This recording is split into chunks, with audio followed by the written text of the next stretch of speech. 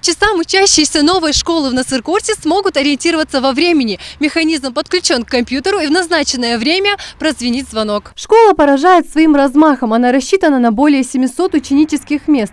Дети смогут заниматься в больших светлых кабинетах, а благодаря красочному дизайну учебный процесс будет доставлять только удовольствие. Здесь позаботились и о здоровье ребят. В каждом классе установлены воздухоочистительные системы. А испытать канат на прочность учащиеся смогут в просторном спортивном зале. Здесь планируется ввести дополнительные занятия по гимнастике для девочек и силовые для мальчиков. Не забыли и о творческом развитии учащихся. Впрочем, руководство новой школы не собирается останавливаться на этом. Всестороннему образованию детей здесь будут уделять пристальное внимание. Мы находимся в кабинете изобразительного искусства. Здесь, видите, стоят специальные столы, мольберты, чтобы детям было удобно рисовать.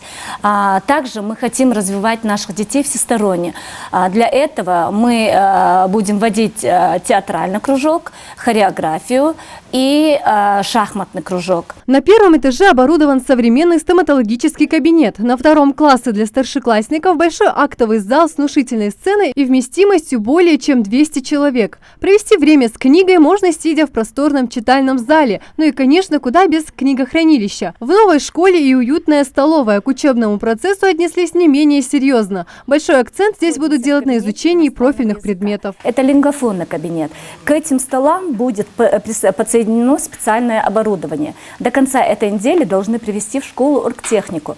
И тогда мы планируем углубленное изучение английского языка. В новую школу в Насыркорте переедут учащиеся сразу из нескольких школ. В основном дети, которые живут поблизости. К примеру, из 10-й школы в новую переедут более 200 учащихся. Таким образом, 5-я, 10-я и 17-я школы перейдут на одну смену обучения. Я бы хотела ходить в ту школу, потому что эта школа намного дальше. Я же проживаю на Ноябрьской улице, она находится далеко от этой школы, а мне было бы легче в тур ходить. В мастерские уже завезли высокотехнологичное оборудование. Сейчас его как раз устанавливают. В новой школе для учащихся предусмотрены дополнительные кружки. Это и обработка по дереву, металлу, занятия по кулинарии, а также работа вот на таких швейных машинках. Все эти навыки непременно пригодятся им в будущем. Прилегающая территория тоже заслуживает внимания. Здесь обустроены игровые зоны с резиновым покрытием для самых маленьких, футбольный стадион, баскетбольная и волейбольная площадки. А здание школы сразу же привлекает к себе внимание своим ярким оформлением. Строительно-монтажные работы у нас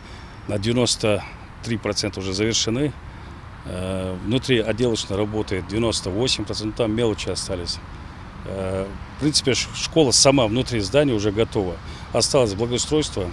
Благоустройство из-за того, что погодные условия не позволяют, мы пока задерживаемся. А так, в конце марта мы должны закончить и благоустройство. Кроме того, более 100 специалистов смогут занять свою профессиональную нишу в новом учебном заведении. Открытие школы планируется уже к концу марта. Будущие учащиеся ждут не дождутся своего первого урока в стенах новой школы. Марина Муталиева, Сурхо Кусиев, Хаваш Гойгов, Новости 24.